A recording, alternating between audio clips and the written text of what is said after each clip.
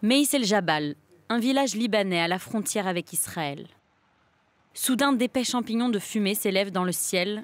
Ces images impressionnantes du dynamitage de plus d'une dizaine de bâtiments ont fait le tour des réseaux sociaux et illustrent le modus operandi de l'armée israélienne.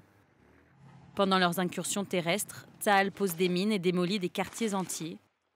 Israël dit vouloir neutraliser le Hezbollah dans la région et l'éloigner de la frontière.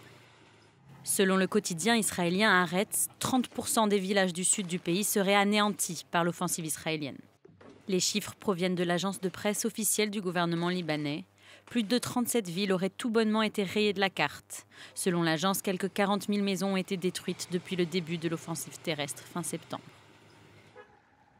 Au nord-est du pays, plusieurs localités de la plaine de la Beka, dont la ville millénaire de Baalbek, ont encore été visées.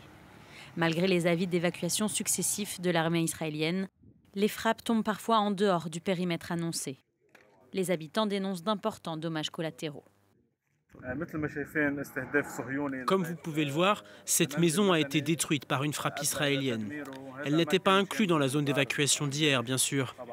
Et tous les dégâts autour de moi, toutes ces maisons résidentielles autour de moi, y compris le bâtiment de la municipalité et les cimetières appartenant à la communauté chrétienne, ont aussi été gravement endommagés. Selon les décomptes officiels, l'intensification du conflit fin septembre a déjà fait presque 2000 morts au Liban.